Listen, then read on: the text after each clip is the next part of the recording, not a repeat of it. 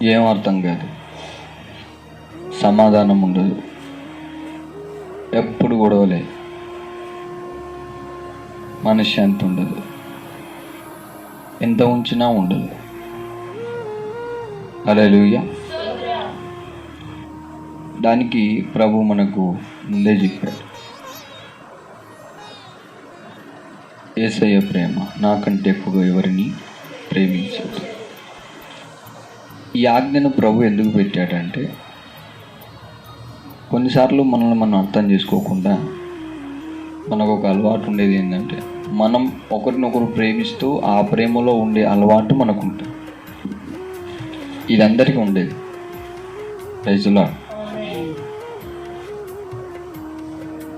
అయితే ఆ అలవాటు ఏం చేస్తుందంటే, మనకు దేవుని కంటే ఎక్కువగా ప్రేమించేటట్టుగా మన స్వభావము, గుణలక్షణాలన్నీ మారిపోతాయి.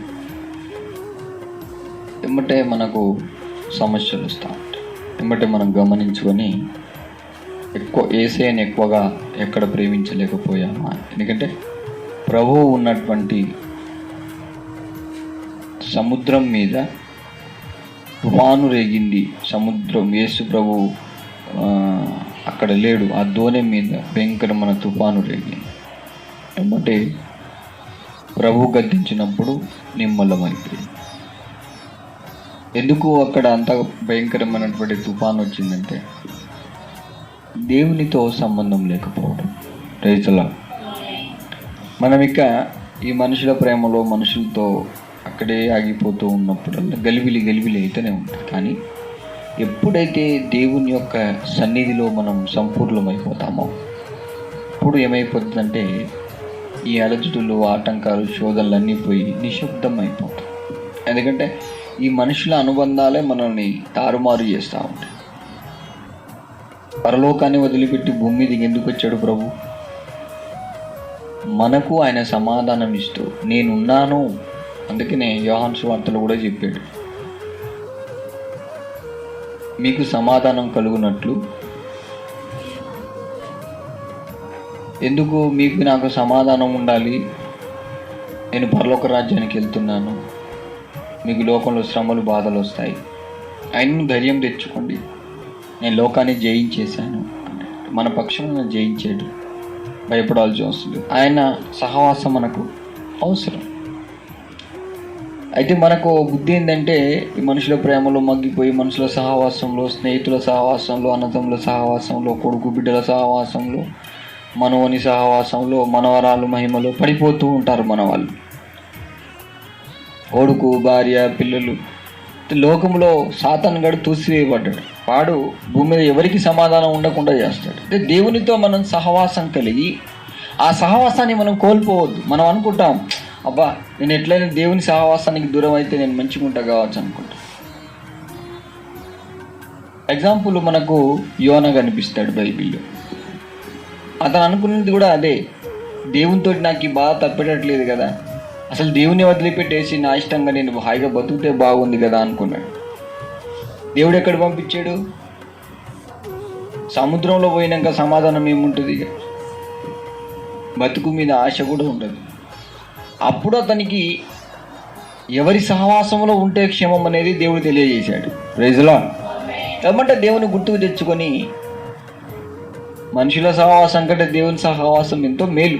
కొన్నిసార్లు కఠినంగా, కొన్నిసార్లు బాధాకరంగా, వేదనకరంగా అనిపిస్తుంది. కానీ అది కూడా ఈ మనుషుల ప్రేమలు, మనుషుల సంబంధాలను బట్టే మనం అంత ఆగమాగం అవుతాము. కానీ దేవుని ప్రేమ అలాంటిది కాదు. అది గుర్తించే వరకు కొద్దిగా కష్టం అనిపిస్తుంది. తర్వాత అలవాటు పడ్డావు అనుకో, ఇక నీ ఆయనను వదిలిపెట్టుకోవడము నీకే కష్టం. Praise Lord. అందుకే యోబు గ్రంథంలో వాక్యం రాయబడింది. ఏమని చదవండి? 21, 22 ఆయనతో సహవాసము చేసిన ఎడల నీకు సమాధానము కలుగు. ఎవరితో సహవాసం కలిగితే? మనుషుల సహవాసం చేయడం ఈజే, మనుషుల ద్వారా శ్రమలు తెచ్చుకోవడం ఈజే, మనుషుల ద్వారా కష్టాలు పడి ఏడిపించుకొని తనేసుకోవడం ఈజే, అన్నీ ఈజే.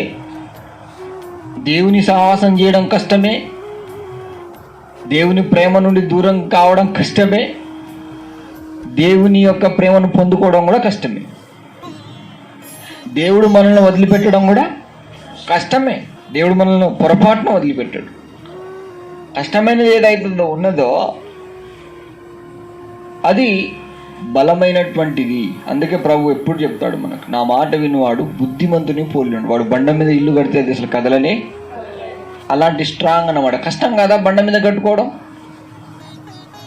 కానీ మరి ఇల్లు గాడుపు వచ్చినా కూడా కదలం కూడా కష్టమే. కదులుతుందా? Praise the Lord. అది మనకు ఒక ఏంటంటే ఏ సహవాసంలో మనము కలిగి జీవిస్తామంటే హాయిగా ఉండే ప్రాసెస్. వాక్యం అదే అంటుంది. ఏమంటే లేఖనాలు సెలవిచ్చింది, ఆయనతో సహవాసము చేసిన ఎడల నీకు సమాధానము కలుగును. ఇక ఈ మనుషులతోటి కూర్చొని ముచ్చట్లు పెట్టుకొని మాట్లాడి, వాళ్ళతో ముచ్చట్లు పెట్టి వీళ్ళతో ముచ్చట్లు పెట్టి సెల్లులో చూసి ఆ టీవీలో చూసి ఈ లోకంలో బంధువులతో హిందువులతో పనులతోటి అన్ని సహవాసంలో ఉంటాం మనం. సమాధానం ఉండదు కుటుంబంలో, మన జీవితంలో మనశ్శాంతి ఉండదు. కొద్దిసేపు మోకాళ్ళ మీద నుండి పశ్చాత్తాపడి ప్రభువా అని ఏడ్చి కన్నీటితో ఒక 2-3 గంటలు బాగా ప్రార్థన చేసుకో. ఏమొచ్చేస్తుంది? నిండిపోద్ది నీకుండా. Praise the Lord. కొద్దిసార్లు కొంతమందికి చెప్పిన వాళ్ళు అర్థం కాదు. అర్థం కాని వాళ్ళకి నువ్వేం చెప్తే ఏం ప్రయోజనం? అదే కాదు దేవుడు బాధపడేది. నీ బాధ ఏందో నాకు చెప్పు, నీ కష్టమేందో, నీ దుఃఖమేందో, నీ బాధ ఏందో, నీ ఏడుపు ఏందో, నీ సమస్య ఏందో నాకు చెప్పి నాతో నీ సహవాసాన్ని పెంచుకో.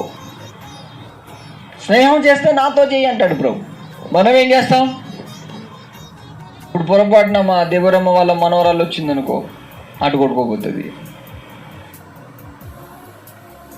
ఎగ్జాంపుల్ చెప్తాను, పిల్లలంటే ఇష్టం లేదు అంతేందుకు. ఇప్పుడు మా డ్యాన్సీ వచ్చిందనుకో, మేము కూడా కొద్దిగా ఊగిపోతాం. అట్లా నువ్వు ఊపడానికి ఆమె ఎన్ని ప్రయత్నాలు చేసి తెలుసా?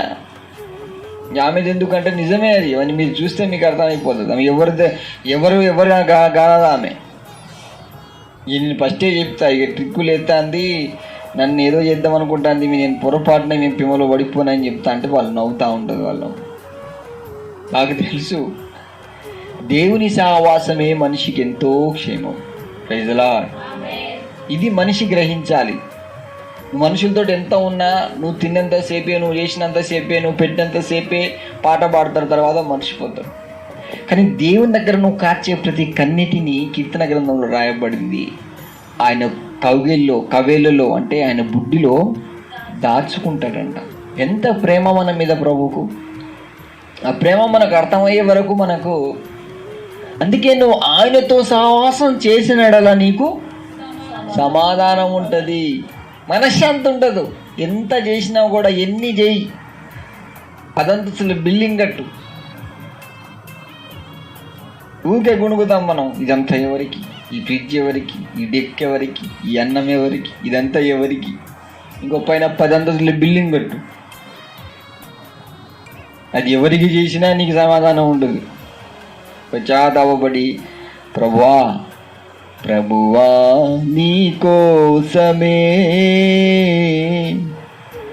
నీవు నా కోసమే, ఏ క్షణమైనా, ఏ దినమైనా, ఏ క్షణమైనా, ఏ దినమైనా, ప్రభువా నీ కోసమే నేను జీవింతును, నా ప్రభువా నీ కోసమే.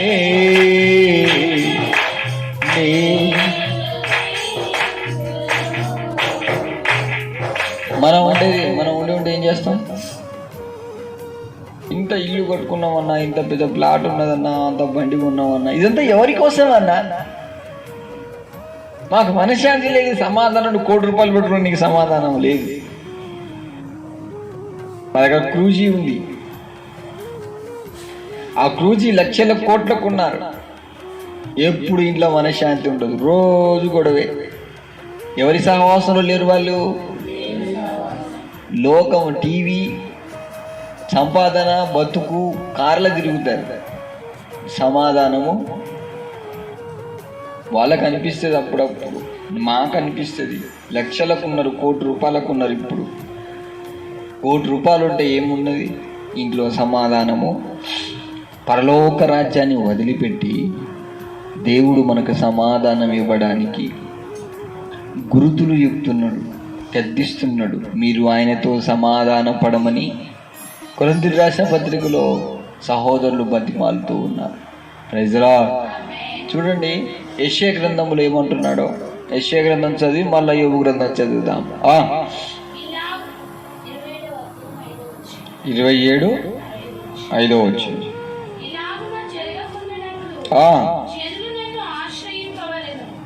ఏది జరగకుండా ఉన్నట్లు? నీ కీడు రాకుండా, శ్రమలు రాకుండా ఉన్నట్లు, బాధ కలగకుండా ఉన్నట్లు, వేదనలు నిన్ను వెంబడించకుండా ఉన్నట్లు, నీ కుటుంబము నీ బ్రతుకు తారుమారు కాకుండా ఉన్నట్లు ఎవరిని ఆశ్రయించాలంట? మనకు వచ్చే రోగం ఏంటిది? ఫస్ట్ శ్రమలు, కష్టాలు, బాధలు ఉంటే ఇంటి ముందు చెప్పుకుంటావు, ఇంటికి చెప్పుకుంటావు, ఇంటి ముందు చెప్పుకుంటావు, వాళ్ళకి చెప్పుకుంటావు, వీళ్ళకి చెప్పుకుంటావు, ఎంతగానో చెప్పుకుంటావు. ఇంకా ఇది మనకున్న రోగమే, ఇది మనకున్న బుద్ధి. ఉంటాం తెల్ల బట్టలు వేసుకుంటారు కూడా అదే చెప్తారు, వాళ్ళు కూడా నాకే చెప్పుకుంటారు. చెప్పడము తప్పున్నారా? ఎందుకంటే యేసు ప్రభు రక్తంలో నువ్వు ఎప్పుడైతే కడగబడ్డావో, బాప్తిస్మంలో ఎప్పుడైతే మునిగినవో, అప్పుడే ఆయనతో నువ్వు సమాధానం పడ్డావు. Praise the Lord. ఇక నీ ప్రతి సమస్యను పక్కన పడేసుకుంటూ ప్రభుతోనే నీ సావాసం చేయడం ప్రారంభించు. ప్రతి ఒక్కరి గురించి. Praise the Lord. మనకొచ్చే స్టార్టింగ్ ఏంటంటే ఎవరితోనో చెప్పుకొని ఈ సమస్యలన్నీ తీసేసుకోవాలనే తాపాతన బాగుంటుంది మనకు. అవసరమైతే ఫోన్ చేసి పిలిపిద్దాం, రేపు పంచాయతీ పెట్టిద్దాం అంటాం. మనం ఈ పనులు చేస్తామా చేయమా? ఏమంటున్నాడు అక్కడ? నీకు కీడు జరగకుండా ఉన్నట్లు జనులు నన్ను ఆశ్రయించవలెను, నాతో సమాధానం. ఫస్ట్ ఎవరితో సమాధాన పడాలి? అయ్యా ఫస్ట్ నీ ఆజ్ఞకు లోబడుతున్నానా లేదా, మరి నీ మాట వింటున్నానా లేదా, నీకు అన్ని దృష్టిలో చక్కగా చూసుకొని అంటే ఆయన దృష్టిలో ఏమైనా తప్పులు ఉంటే అన్నీ సరి చేసుకొని దేవుని దగ్గర ఏం చేయాలి? ఫస్ట్ మనము సమాధాన పడాలి. అయ్యా నీ మాటకు లోబడతాను, నీ పట్ల నేను ఓకే అని ఆయనతో సమాధానం పడాలి. తర్వాత చదువు ఆయన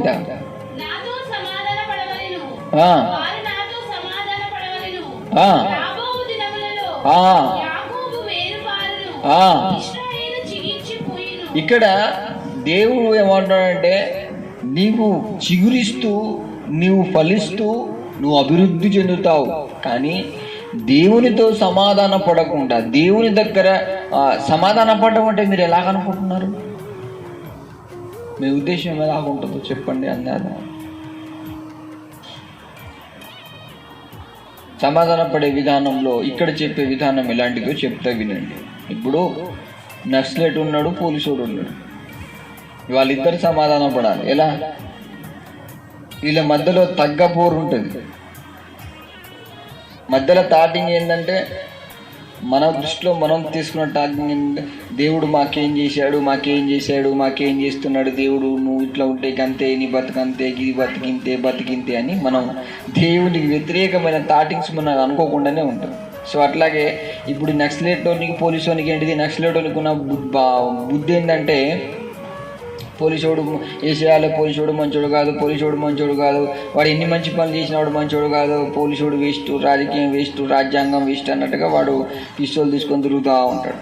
సమాధాన పడ్డాడు. ఎప్పుడు సమాధాన పడతాడు వాడు? ఎప్పుడో ఒక రోజు సమాధాన పడే విధానం చెప్తున్నా. తుపాకులన్నీ ఆడబడేసి చేతులు పైకెత్తిన తర్వాత సమాధాన పడినట్టు అర్థం. పనాయుధాలన్నీ ఆడబడేసి సరెండర్ అయినప్పుడే మనం కూడా అంతే. దేవునితో సమాధాన పడని విధానం తెలిసిందా? ఫస్ట్ నీ గుణుగుడు, సనుగుడు, నీ వ్యతిరేకతలు, నీ బుద్ధి, నీ గుణము, నీ ఆలోచనలు అన్నీ తీసి పక్కన పడేసుకొని, ప్రభువా నువ్వు సర్వశక్తి కలిగిన వాడివి, నేను నీ త్యాగముకై చేతులెత్తెదను. చేతులెత్తాలిపై నేను చేతకాని ప్రభువా, నేను బలహీనుని, నా కుటుంబం నా జీవితంలో నేను ఏం చేయలేకపోయినాను, నీవు నా తోడు లేకుంటే నేను ఏం చేయలేను, నేను బలహీనుని మనం ఎప్పుడు చేతుల పైకి ఎత్తేస్తామో అప్పుడు మనం దేవునికి ఏమైనట్టు.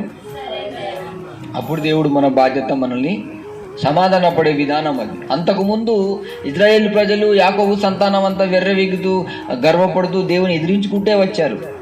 దేవుడు చెప్పిన విధానం అది. నీ కుటుంబం చికిత్సాలి, నీ కుటుంబం ఫలించాలి అంటే మనం చేతులు ఎత్తి ప్రభువా మేమేం చేయనులోమయ్యా, మేము చేతగానంలో ప్రభువా, నీవే సర్వసమర్థం కలిగిన వాడివి, నీవు లేని మా కుటుంబ సమాధానం ఎక్కడికి అని ఆయన మీద ఆనుకొని ఆయన దగ్గర చేతులు ఎత్తేసినప్పుడు ఆయనతో మనం ఏం చేసినట్టు. ఇప్పుడు యోబు గ్రంథం చదువు. అలాగున నీకు మేలు కలుగును, ఆయన నోటి ఉపదేశమును ఆలకించుము, ఆయన మాటలను నీ హృదయములో ఉంచుకొనుము, సర్వశక్తుని వైపు నీవు తిరిగిన ఎడల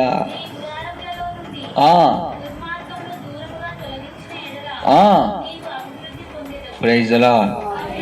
ఆయనతో సమాధాన పడినాక దుర్మార్గపు చర్యలు, నీచమైన దేవునికి వ్యతిరేకమైన ఏవేమైతే ఉన్నాయో, దేవుని బాధించేది, దేవుని వ్యతిరేకించే, దేవుని ఎదిరించే, దేవుని మాటకు లోబడకుండా గలిబిలి చేసే ఈ దుర్మార్గపు చర్యలు అన్నిటినీ మన నుండి తీసేసుకుంటే మన గుడారం, మన ఇల్లు ఏమవుతుందట, వర్ధిల్తుందంట.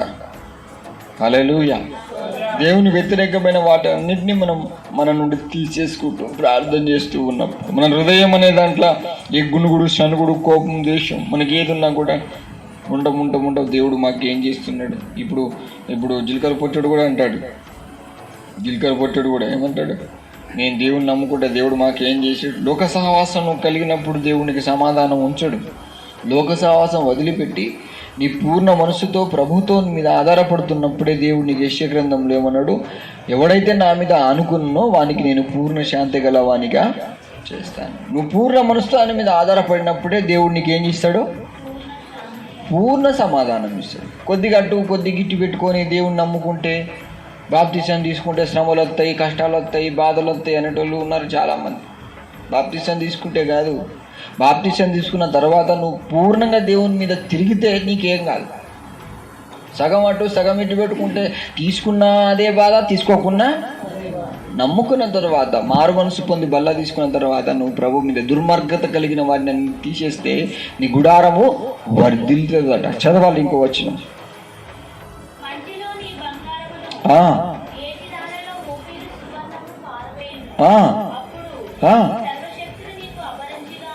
చూడు ఇక్కడ మరలా చదవాలి. ఏమంటున్నాడు ఇక్కడ, అవలంబించుము,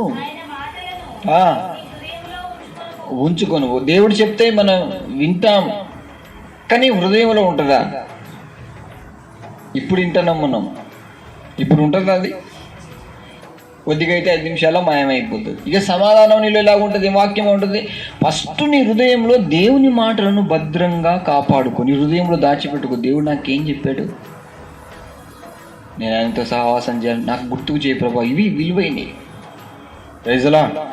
నేను అప్పుడప్పుడు వాక్యంలో చెప్తాను, చూసినావా అమ్మా నీ బంగారం నీ వజ్రాలు బయటపడాయని. ఎందుకంట వాక్యంలో ఉంది, వాటికి కూడా వాక్యాధారాలు. ఇవి వాక్యం చదివి ఉన్నాం కాబట్టి అలాగ దేవుడు కూడా అదే చెప్తున్నాడు. విలువైన ఏంటి అట, మన దగ్గర ఏమున్నాయి అంటున్నాడు. చూసినావా, బంగారము, ఓఫీరు, సువర్ణము. అంటే ఏంటిది? నీ దృష్టిలో ఏది బంగారము? నా మనవుడు బంగారం, నా మనవరాలు కొండి, వజ్రం. వీటిని ఏం చేయమంటున్నాడు? మనుషులకి వెళ్ళి తీసి అప్పుడు ఆయన వజ్రంగా మెరుస్తాడు దృష్టి. మనకి వాక్యం అర్థం కాదు. మన మనసులో చాలా మందిని పెట్టుకుంటాం. ఇప్పుడు మా దగ్గర మైలీ గోల్డ్ ఉంది. పరలోక బంగారం అంటే పరలోకంలో దేవుని సువర్ణంగా ఆయన పాతాల దగ్గర తొక్కబడే బంగారం. మేము అనుకుంటాం ఆయన కాళ్ళ కింద తొక్కబడే బంగారం. నా ఉద్దేశం అది. ఇప్పుడు మైలి గోల్డ్ అంటే ఆమె ఇప్పుడు ఏం ఏం ఏం వీళ్ళు ఏం చేస్తారు కదా, ఆమెను ఒక బంగారంగా లోపల పెట్టుకుంటారు. దేవుడు వజ్రంగా మెరిసేటువంటి డైమండ్గా కనిపించాడు. ఇక ఇళ్ళను ప్రేమించమన్నాడు కానీ మనస్సులో పెట్టుకోవద్దు అన్నాడు దేవుడు. Praise the Lord. నీ హృదయంలో స్థానం దేవునికి మాత్రమే. ఉంటాం ఉంటాం ఉంటాం నా కొడుకు బంగారం, నా బంగారమే అనేటోళ్ళు లేరా? నా వజ్రమే. ఓహో, మరి దేవుడు ఆ వజ్రమే లాస్ట్కి నీకు షైన్ ఇస్తుంది. ఒక్కసారి షైన్ ఇచ్చింది అనుకో,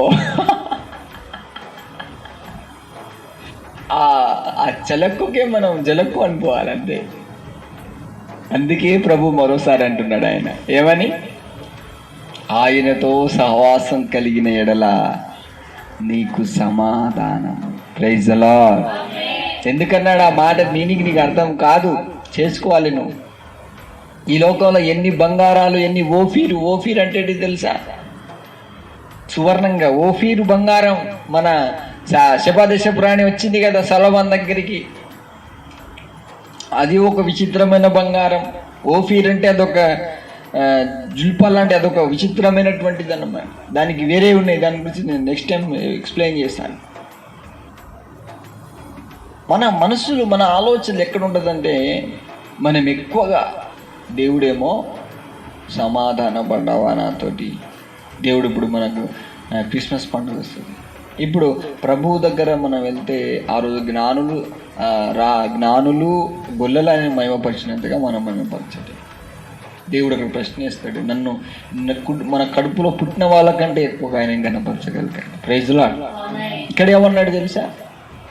అసలు దేవుడిని కనిపించట్లేదు, అంతే కదా. ఎవరి మహిమలను పడిపోయిందనుకో దేవుడు, వాళ్ళే దేవుళ్ళు, వాళ్ళే దేవతలు అయిపోతారు. Praise the lord.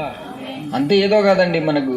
లేక ఒకసారి స్టార్టింగ్లో ఒక్కసారి నేను సెల్లు తీసుకున్నా, 3 రోజుల పీస్ ఉండే. లేక ఒక సెల్లు తీసుకుంటే ఇక నా చూడాలి, ఇక ఆ సెల్లే నాకు దేవుడికి అయిపోయి లాస్ట్కి నాకు తన్నుదన్నీడు దేవుడు. నాకు స్టార్టింగ్లో తెలియదు అప్పుడు, నాకు అంతా 2004లో కొత్త పీసు. నాలో గద్దించాడు ప్రభు, నీ దృష్టిలో విలువైన దాన్ని తీసేసుకో, నేనే విలువైన వాడిని అన్నాడు. Praise the Lord. మరి ఈ లోకంలో మనకి ఇష్ట వస్తువులు యెహోవా దేవునితో సమానము కావు. Praise the Lord. ఆయన ఉన్నత స్థానంలో మనం ఉంచి ఆయనతో సహవాసం మనం చేసినప్పుడు ఈ లోక సంబంధమైన మనల్ని అడ్డుకుంటాయి. వాటిని మనం గమనించాలి, వాటి గురించి మనం ప్రస్తావించాం, వాటి గురించి మనం ఆలోచించాం. ఎందుకు నాకు సమాధానం ఉంటలేదంటే, ఆయన కంటే విలువైంది ఏదో నీ దగ్గర ఉన్నది. తెలవకుండానే అలా అనిపించేస్తుంది అంతే. హల్లెలూయా. అందుకే మనం ఏం చేసుకోవాలి, అప్పుడప్పుడు మనము చదువు, మంచి గట్టి చదువు. అన్నాడు, నీ బంగారమును గట్ల చదవద్దు, నువ్వు గట్టకటక చదవద్దు, ఒక్కొక్క బిడ్డ చదవాలి. మట్టిలోని బంగారమును, ఏటి రాళ్లలో ఓఫీరు సువర్ణమును పారవేయుము, అప్పుడు సర్వశక్తుడు నీకు అపరంజిగాను ప్రశస్తమైన వెండిగాను ఉండును. Praise the Lord. అంటే ఆయన నీ హృదయంలో, నీ మనస్సులో, నీ చూపుల్లో, నీ తలంపుల్లో, నీ జీవితాంతములో సువర్ణముగా ఆయన మెరిసేటువంటి ఒక డైమండ్గా నీ దృష్టిలో ఆయన ఉండాలి. ఇక నీకు ఈ భూమి మీద ఎవరిని చూసినా ఆయన కంటే ఏది లేదనే స్టెప్పులోనూ ఉండాలి. మనకంటూ ఉన్నాయా లేవా? కింద బంగారం, తెల్ల బంగారం ఉంది, నల్ల బంగారం ఉంది, తెల్ల బంగారం ఉంది. హల్లెలూయా. ఓఫీర్ ఉంది. ఇవన్నీ ఏం చేయాలండి? పారవేసేసి ఆయన విలువైన వాడిగా ఆయనను మనం అక్కడ పెట్టుకోవాలి. Praise the Lord. వాక్యం అది అంటుంది. అప్పుడు సర్వశక్తుడు ప్రశస్తమైన వెండిగా నీకు కనిపిస్తాడు. ఆయన నీకు కనిపించడు. ఇంత శోధన మనల్ని ఒకటేసారి కమ్ముకుంటూ ఉంటే మనం ఇంకా ఈ మోసపూరితమైన మనుషుల ప్రేమలో దెబ్బలు తిని తిని తిని ఆయాసపడిపోతాం. కానీ మన కళ్ళు మన మనస్సు అక్కడే ఆగిపోతాయి. అందుకే నువ్వు సహవాసం ఎవరితో చేయాలంటుంది వాక్యము? అప్పుడు నీ గుడారము వర్ధిల్లుతుంది. Praise the lord. అప్పుడు నీకు నది వలె సమాధానం నీ దగ్గరికి దిగి వస్తుంది. మనం ఉంటాం ఇప్పుడు దేవుని మహిమలో దేవుని సహవాసంలో ఉన్నప్పుడు అబ్బా అనిపిస్తుంది. పొద్దుగా లేకుండా సిస్టర్ అంటుంది, అన్న బా దేవుడు నాకు వారేవా వండర్ఫుల్ అన్న. దేవుని మాటలు ఎన్ని తీసి పడేసిందో ఆమె నాకు తెలిసేవి. దేవుడు ఎన్నిసార్లు బాధపడ్డాడో, నన్ను ఎన్నిసార్లు, అన్నీ నా దగ్గర ఉంది. ఒక్కసారి నువ్వు ఆయనను కనీసం ఇక నుంచేలైనా మన మనస్సే, మన సొంత తలంపులు, సొంత మనస్సు, సొంత ఆలోచనలు, మన మనస్సే మనల్ని మోసం చేస్తే మన హృదయమే. ఇర్మియా గ్రంథం ఏమంటుంది? హృదయం అన్నిటికంటే మోసకరమే. నేను ఒకసారి దేవుని నువ్వు సావాసం చేసుకున్నావంటో ఇక ఆయనకంటే విలువైంది ఏది? మరి అలాంటప్పుడు ఇక మనుషుల ప్రేమ కోసం, ఆత్మీయుల ప్రేమ కోసం, ఈ మురికుంట మనుషుల గురించి ఎందుకు ఇదంతా? మన హై స్టెప్లో తీసుకెళ్ళాలని దేవుడికి వస్తాడు. అప్పుడు ఆయన మన దృష్టిలో ఎలాగుంటాడంటే diamond. Praise the Lord. Diamond. Praise the Lord. ప్రభువా నీవు నాకు డైమండ్. మనకి ఎప్పుడైనా మహిమపరిచామా? ఎప్పుడైనా పొగిడామా? అందుకే మొన్న చెప్పాను, ఆయన రాజాది రాజు అని మహిమపరచమని. ఎవరు మహిమపరచడం చేత నేర్చుకోరు, తెలుసుకోరు. పోరగాలను మహిమపరచమంటే పులి మహిమపడతారు. ఇక ఓ తక్కువ కాదు, పొడి ఎంత పొగుడతారు. మళ్ళా ఈయనకుంటే చెంప మిగులు డైరెక్ట్ అని ఒకటి ఎత్తారు. ఈ పౌరుడు ఎందుకు, ఈ కొట్టుడు ఎందుకు? పిల్లలు అంతే కదా. హల్లెలూయా. యేసే నువ్వు ఎలా మహిమపరిస్తే, నువ్వు నీ మనసులో ఎంత ఆయనకి సహవాసం, ఆయనకి నువ్వు ఎంత ఇస్తే అంత మంచిది. అప్పుడే దేవుడు ఏమంటున్నాడు? నీ బంగారం, మట్టిలో ఉన్న బంగారం తీసి, నీ ఓఫీలు తీసేయి. ఇవన్నీ ఏంటియో, ఈ వజ్రాలు లాంటివి ఉంటాయి, కొన్ని ఈ లోక సంబంధమైనవి చాలా ఉంటాయి. వాటి కోసం కనిపెట్టి ప్రార్థించండి. అవన్నీ వెళ్ళిపోయిన తర్వాత ఆయన మనకి ఎలా కనిపిస్తాడు? ఏం డైమండ్గా కనిపిస్తాడు మీకు? ఏం డైమండ్గా కనిపిస్తాడు? మీ మాటల్లో చెప్పండి, వాక్యం కాదు. మీకు ఎలాంటి డైమండ్గా కనిపిస్తాడు? మన దగ్గర ఉంటే కదా చెప్పడానికి. చెప్పాలి. దేవురమ్మ చెప్పు, ఎలాంటి డైమండ్గా కనిపిస్తాడు ఆయన నీకు? నీకు ఎలా కనిపిస్తాడు?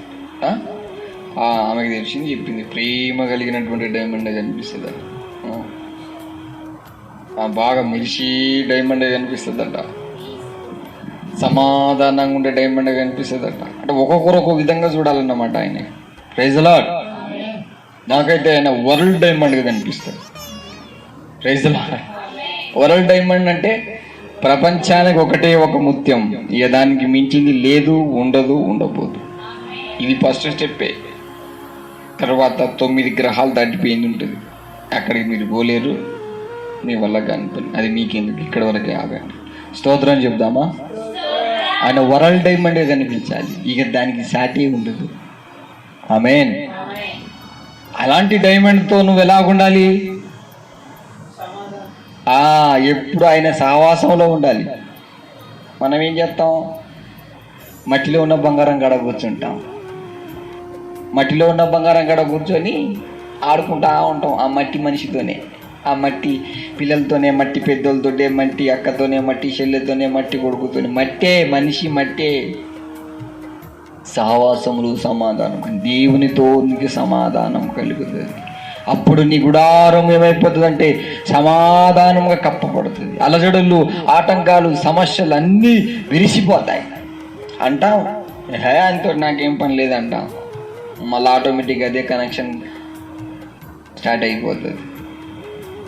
ఎందుకైతుందంటే నువ్వు దేవునితో సహవాసం చేయలేకుంటే. దేవునితో సహవాసం చేస్తే నువ్వు లేదన్నా ఉన్నదన్నా అది పోతూనే ఉంటుంది, ఉండదు నీకు సహవాసం. నువ్వు ఆయన సహవాసం వదిలిపెట్టి ఆ తాగబోతున్నా, ఆ పాసిపోయినతో నాకేంద్రా అంట. అది ఎంతసేపు? 10 నిమిషాలే. రాగా ఆటోమేటిక్ కనెక్ట్ అయిపోద్ది. అది కనెక్ట్ కావద్దంటే ఏం చేయాలి?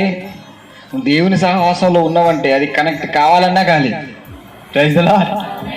యేసు ప్రభు ఆ యొక్క రూపాంతరపు కొండ మీద ప్రార్థన చేస్తున్నప్పుడు బంధువులు, హిందువులు, తనకంటూ రక్త సంబంధులు ఎవరున్నా కూడా ఎవరి సహవాసం ఆయన దగ్గర పనికి రాలేదు, పని చేయలేదు కూడా. ఆమేన్.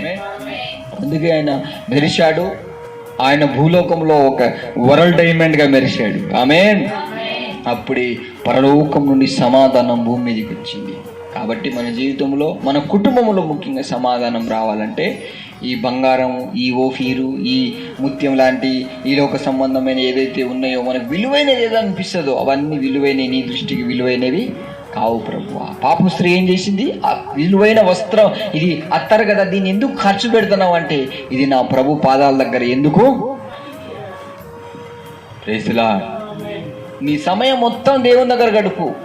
నువ్వు మనుషులతో గడిపేటువంటి సమయం అంతా వేస్ట్. అది దేవునితో గడిపితే అది ఎంతో విలువైనగా దేవుడు మారుస్తాడు. కాబట్టి మరి ప్రభుతో ఈ రోజున మరోసారి గుర్తు చేస్తున్నాడు, నువ్వు ఆయనతో సహవాసం చేసినడల్లా నీకు క్షేమము కలుగును, సమాధానము కలుగును. కనుక మన ప్రతి పరిస్థితిలో ఆయనతో సహవాసం కలిగి, ఇంట్లో కుటుంబంలో ప్రతి ఒక్కరూ పాటలు పాడుకుంటూ, ప్రార్థన చేసుకుంటూ, స్తుతించుకుంటూ ఆయనతోనే కాంటాక్ట్ కావాలి. మనం ఉండం.